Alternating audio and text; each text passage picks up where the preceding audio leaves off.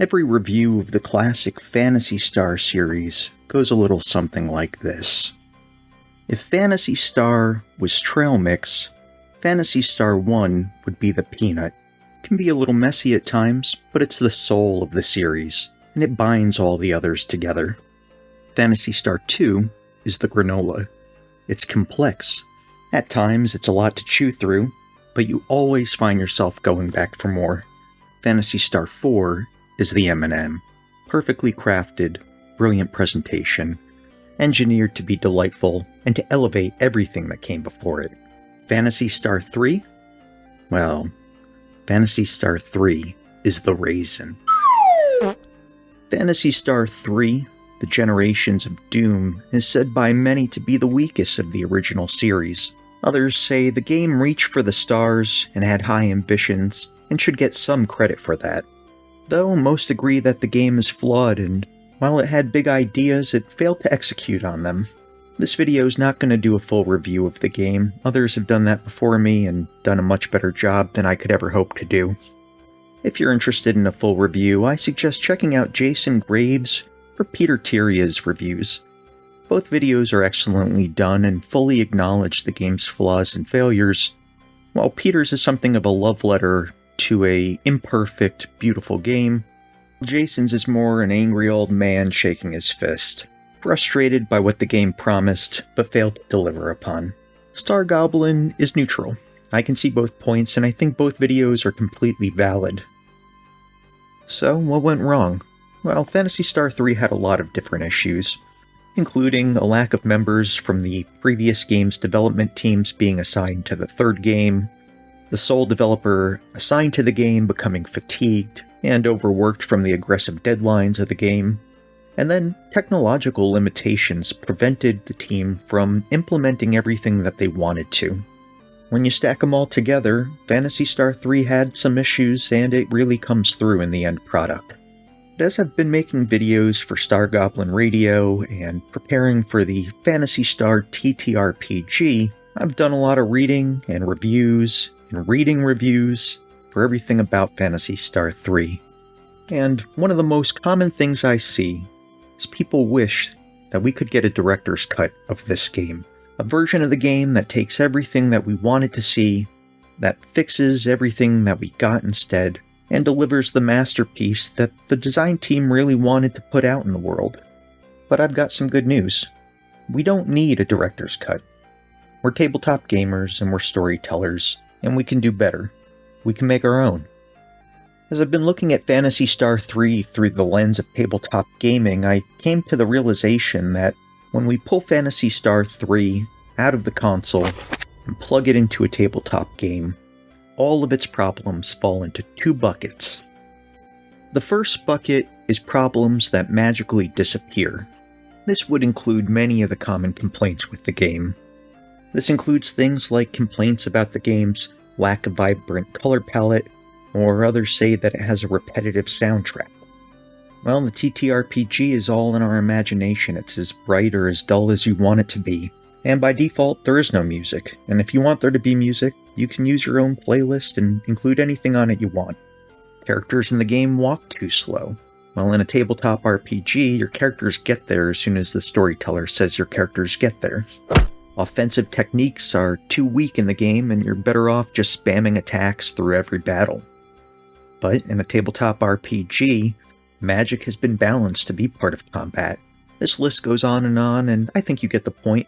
There's a lot of problems with Phantasy Star III that don't translate when you're playing it with a pen and paper. Now let's move on to that second bucket. The second bucket is even better than the first.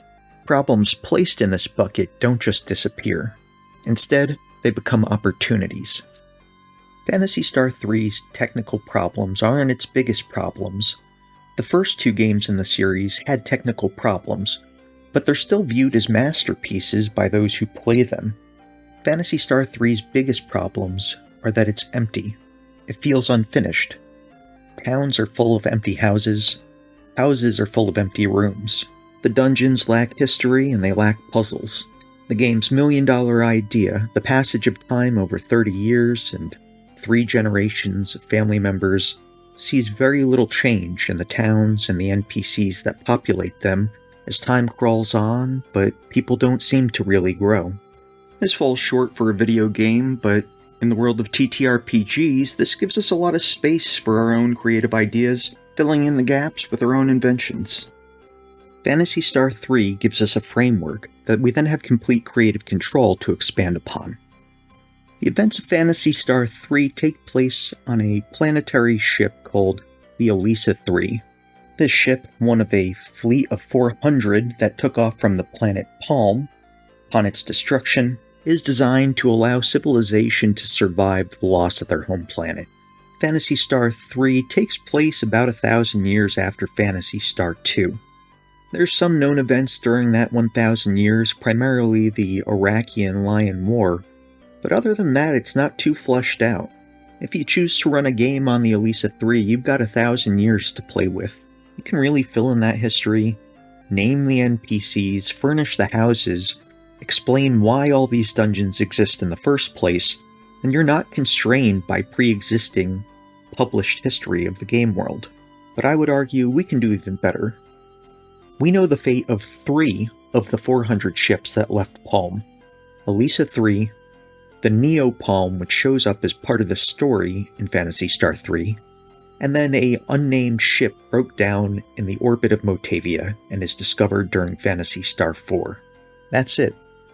A wise man in Phantasy Star III makes the claim that Dark Force destroyed all but 2 of the original 400 ships that set out from Palm. Phantasy Star IV retconned this.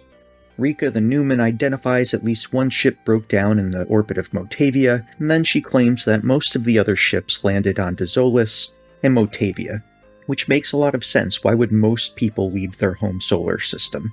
So, of all the ships that left the Algol system, we only know 2 of them by name. There's plenty more, and while 2 characters in Phantasy Star III make the claim that Dark Force destroyed all the ships, I don't think we have to take this for fact. I think that is one area of the game's timeline where we can have some flexibility, seeing as Phantasy Star III is about a civilization that loses memory of its history. Their stories are probably not historically accurate, and I don't think we can trust Dark Force's word. But Dark Force did have an influence on the ships in the fleet that left the Algol system. This means that using Dark Force as the big boss at the end of your campaign is not only completely feasible, but historically accurate. There's 397 other ships with no written history, just waiting for our stories.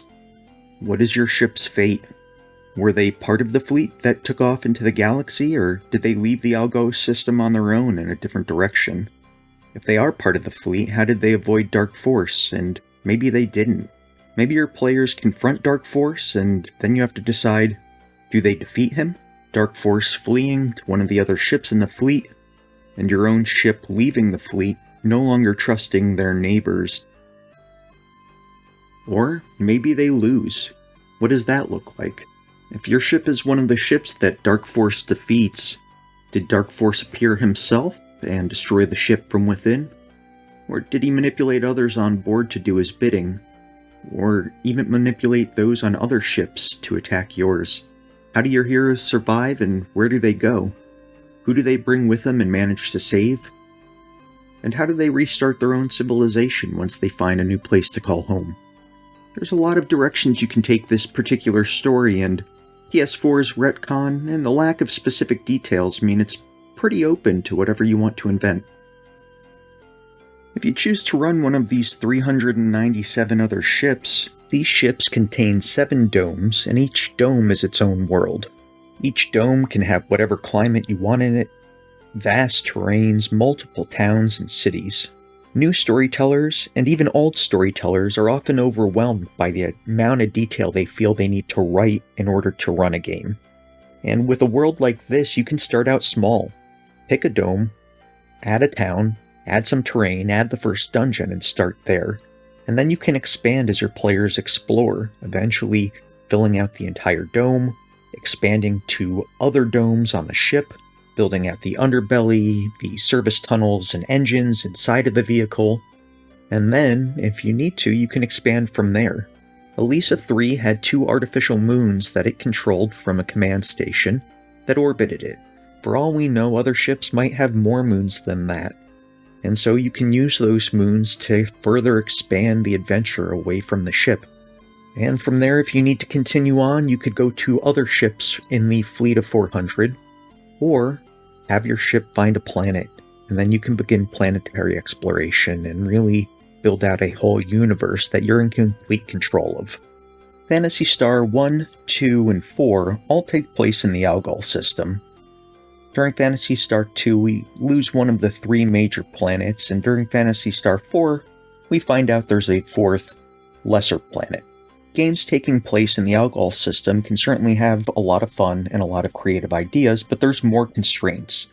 There's a limited number of planets in that system, and there's a lot of history in that system. And if you care about canonical storylines and are one of the storytellers who wants to avoid conflicting with the published historical events that take place in the Phantasy Star universe, or if you're new to the Phantasy Star timeline and find it overwhelming, you'll need to do more studying and more preparation to ensure that your story aligns with that timeline and that your players' actions aren't outright conflicting with it. Now, there's nothing wrong with creating your own alternate timeline, alternate history, or even throwing away parts of the timeline that you don't like.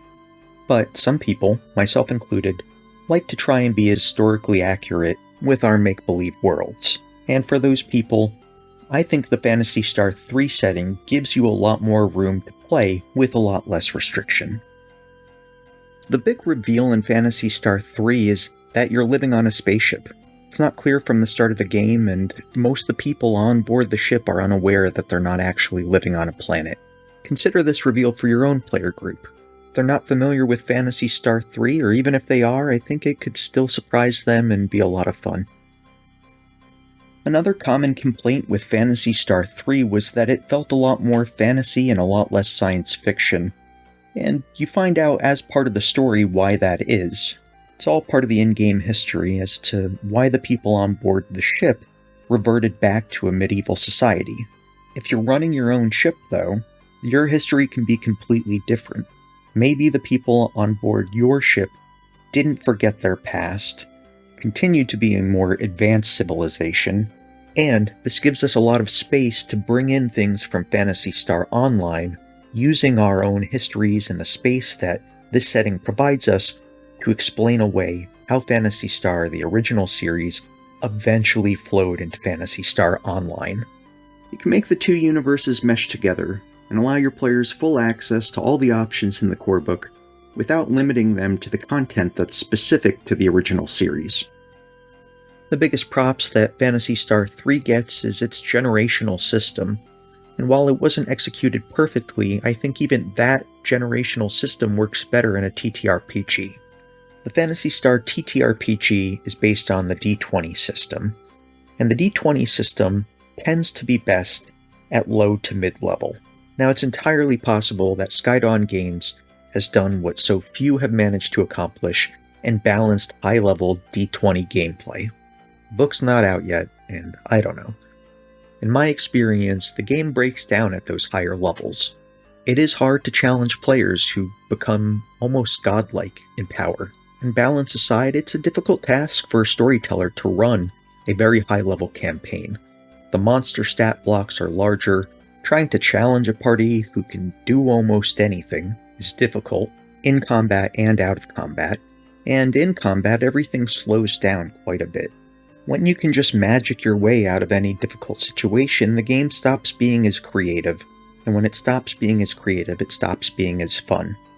The generational system is a good solution to this. When your player characters reach a certain level, assume that they also reach a certain age and they're ready to settle down and retire. Work with your players to determine what their characters would do at the conclusion of their adventure, and how would they spend the next several years. And you can then continue the story through the eyes of their children, jump forward 15 years or 20 years, and pick up the game from there. This allows you to continue your campaign, create a story where characters have a rich history, avoid being bogged down by the highest levels of the D20 system, and reward your players who are now playing new characters by passing on the knowledge, equipment, and resources from their parents or their family members, and allowing them some bonuses that way. So that's my ideas as to why Phantasy Star III, once considered the weakest of the Phantasy Star settings, is now my top contender for a Phantasy Star setting to run the TTRPG in. I find it somewhat poetic that 35 years later, generations down the road, Phantasy Star III's flaws are exactly what make it special.